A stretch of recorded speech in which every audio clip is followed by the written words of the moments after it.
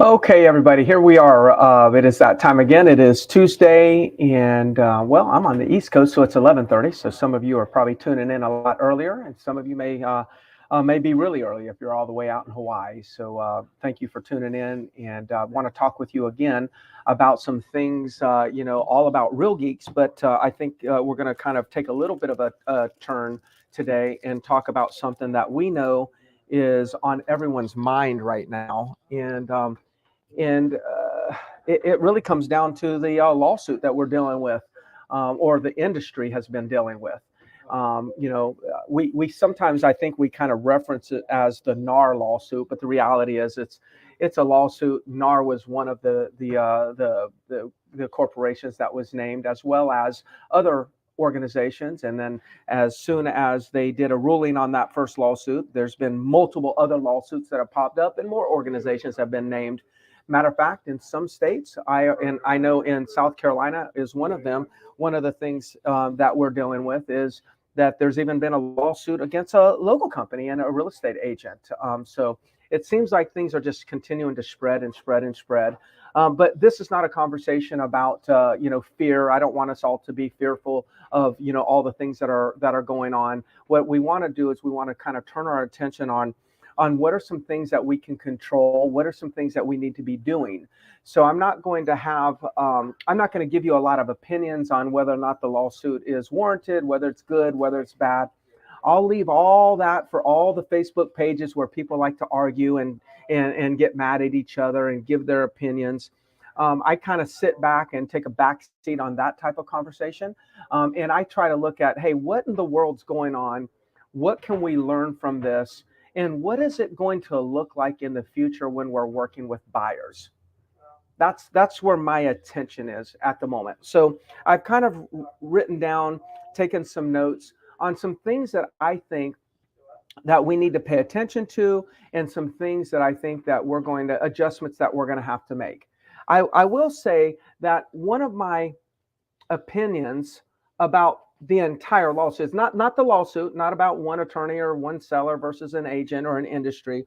But one of the things that I think that we've learned about all this is the consumer does not understand the true value of a buyer's agent. And I think we can safely say that, because I mean, I know I can look you all right in the eyes and say, I believe buyer agents work their tails off. I believe agents that represent buyers provide a tremendous value. And I think the value goes way beyond just creating a nice experience or finding them the proper property. I think the value in many cases saves them thousands and thousands of dollars. I mean, I know and have been in situations and have agents that are in these situations all the time where something that they suggested may have saved their client $10,000, $50,000, depending on the price range. So there's a tremendous value there. We know this, but we know this as an industry. We don't necessarily know this as a country, as a consumer. Again, I'm stating my opinion. Okay. Now, I do actually believe that the consumer thinks that a listing agent has some value. I do believe that.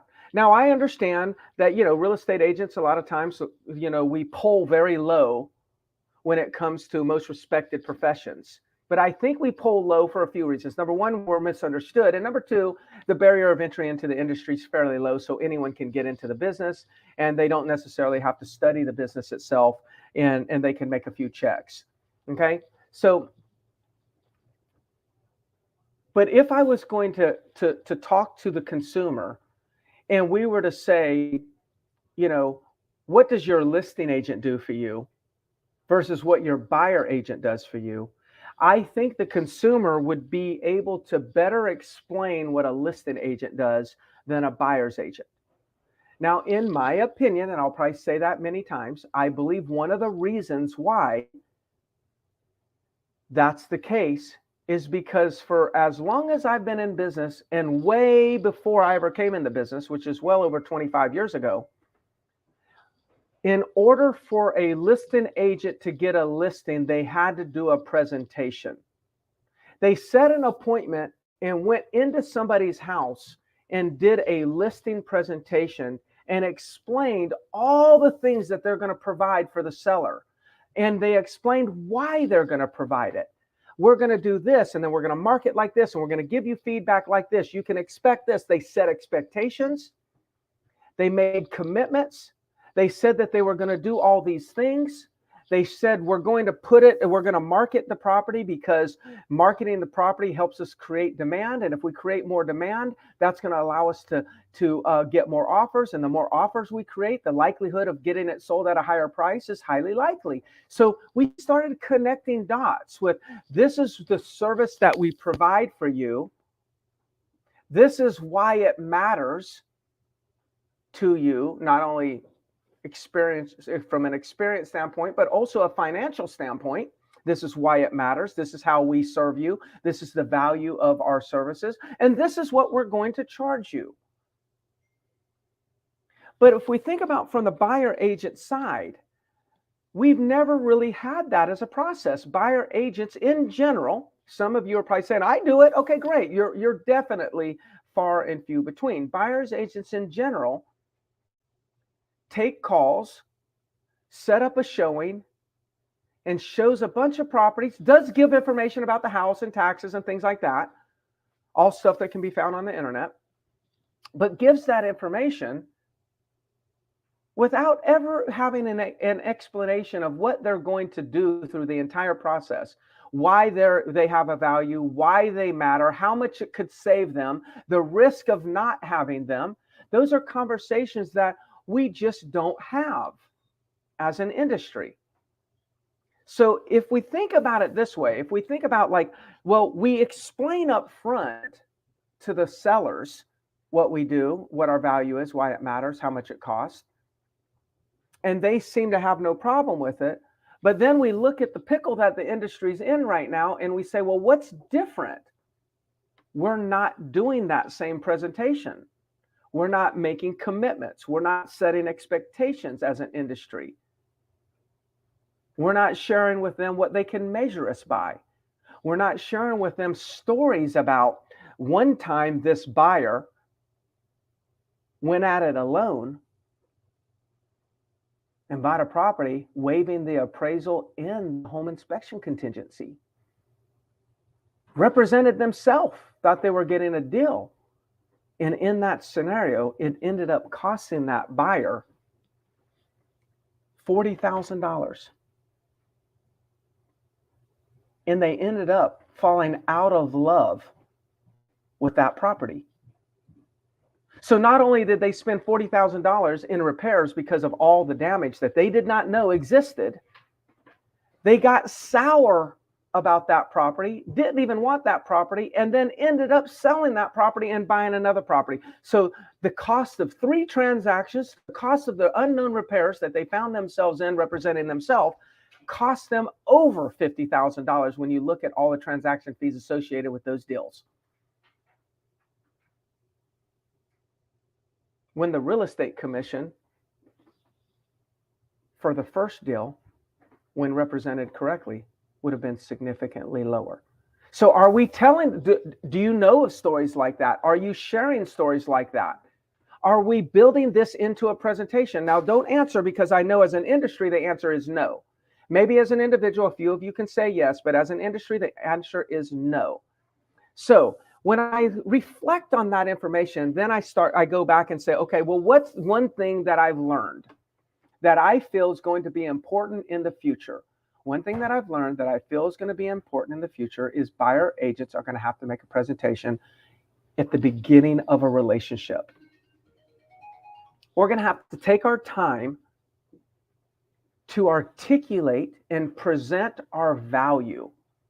And I understand it's going to be a little awkward because you get these buyers so excited. I just want to look at homes. I just want to look at homes. Just take it. Oh, no worries. I just want to, can you show me this home? And you're going to have to slow them down.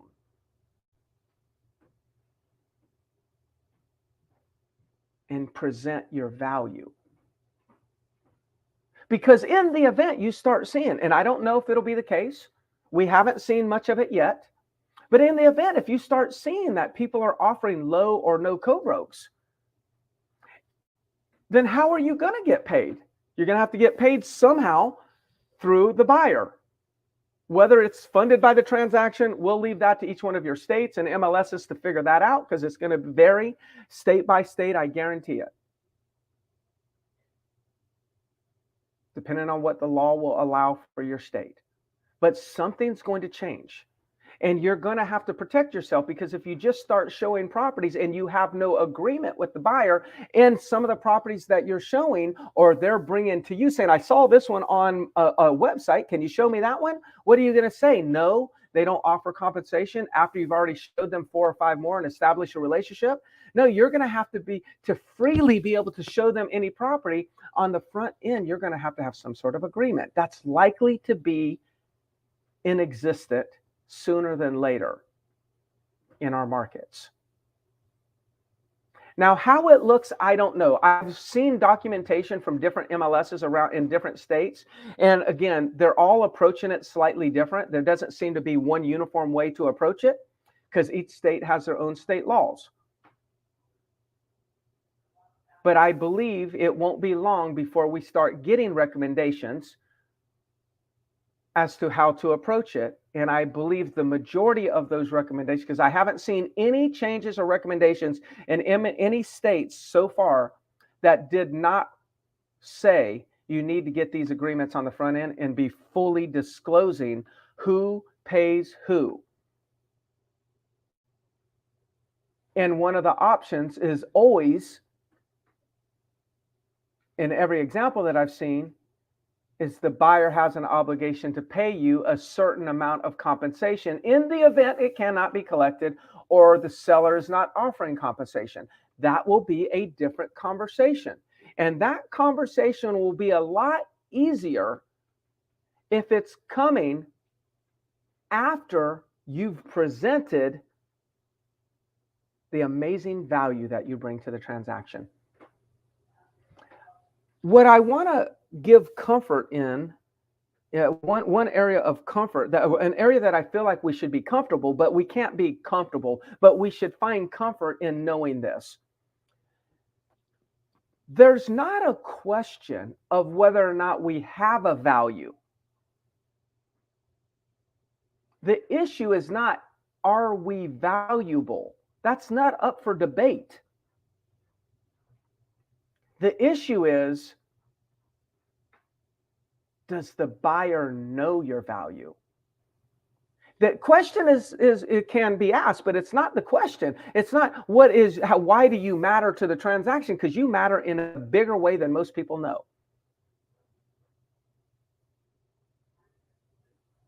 But does the consumer know how you matter and how much you matter? That's the disconnect. So no, whatever shakes out, I just want you to be thinking, the sooner you connect the dots between you and the consumer, the dots of why you matter, how you matter, why you matter, and what could it potentially cost if they didn't have you involved? See, the cost of not having you involved is likely more than having you involved. It's cheaper to pay you than to risk not having you. But do you know how to present that?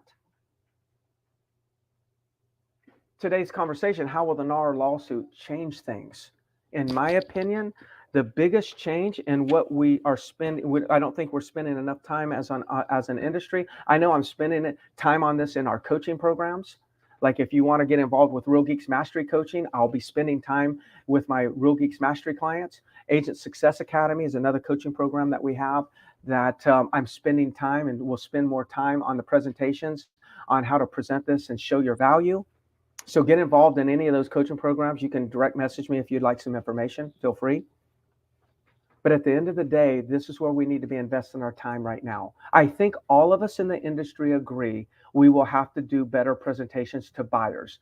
What we can't agree on right now is what documentations is going to change. What's the language? How do we get paid? Who's going to pay? That's all still in the air, being juggled around, debated about. And it's things that your voice is probably not going to make a difference as a single solo agent. We're going to end up seeing rules that we'll have to actually adopt and adhere to. But one thing that people are not going to hand down to you is they're not going to hand down to you a great presentation to prove your value. This is something that we need to start working on yesterday. Some miscellaneous things that I wrote down is the disclosures are going to look different. My advice is, whatever it is, learn it, master it. Spend zero time complaining about it. Minimize the time that you complain about change, because we have plenty of notice that change is coming. That's how it has to happen. Obviously, we're going to have to present our value. We need to be thinking like a listing agent in the form of preparation for a presentation. We have to prepare and present. Not just prepare what properties we're going to show, prepare our buyer presentation, our value presentation. I think, just thinking about us, and a common thread amongst all of us that are here today, and we'll watch this in recording version, is we have Real Geeks websites. Do you have a page on your website built for why what is your value? Maybe that's not the title, but you may have some pages built that demonstrate your value. You could have a page, things that I do for buyers. Why is an agent needed? Top 10 things agents provide for buyers. These would be good blog articles. These would be good pages to start building. Maybe you build a resource page. One of the things that one of your values could be tremendous resources. Like, you could build a page with all the people that you recommend, your preferred vendors, whoever they are, whether you have one for a category or three for a category, whatever your method is. Maybe you should start building out pages on Real Geeks right now. So when people are doing their searches, they can just see on your website that you have value, that you're delivering value that your competition's not delivering. If you get a buyer come to your website and they then sign up for your website and you got a lead, and they've already been looking on your website and they see the value that you're bringing through your website, it's going to make your presentation much more successful when you make your value presentation to them. They're going to be on your website. They see all this value. You capture them as a lead. You call them. You set an appointment. You do a presentation to them. And the value that you're demonstrating started the minute they hit your website, not just the moment you started presenting to them. Mark my word, we will be building a lot of pages, and we already have started for this very conversation. And we're going to have to understand that this conversation is going to have to happen sooner than later. Sooner than later. Like, don't find yourself, the more properties you show without getting some sort of compensation agreement with your buyer, the harder it's going to be to get a compensation agreement. Because you might show property number 8, and that's the one that they fall in love with, and there's no compensation offered. That's the wrong time. That's going to be a disaster to then start telling them, hey, by the way, in addition to this, you're going to have to now pay this. It's just the wrong time to have that conversation. Talking about a downer to the buyer, talking about like the conversation that can be awkward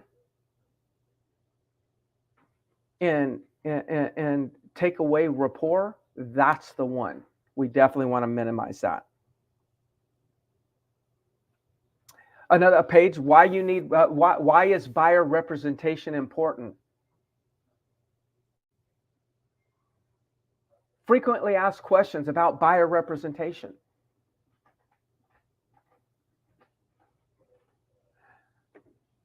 We know change is going to occur. My suggestion in coaching to you all, to my agents, is this: let's get ahead of it. Let's master the buyer presentation before there's a such thing as a buyer presentation.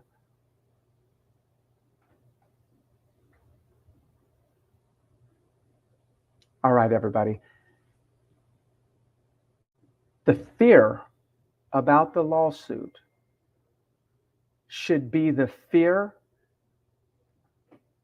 of not making adjustments. We cannot control everything that's going to be pushed down on us, but we can control what adjustments we make. So again, if any of you would like some additional coaching and want to really blow up your business, we have a coaching program called Real Geeks Mastery. I walk through, the process. One of the things that I'm giving people this Thursday on the coaching call is we have this new email that we're sending out to our buyers because the interest rates did dip a little bit. So we've got this email going out explaining, what we feel like they need to be thinking about as buyers. The whole intent is to get these people back engaged, get them off the fence, and get them back looking at properties with us. I like that comment there. True athletes have the ability to adjust, and that's it. The skill that we need to focus on is the skill of adjustment.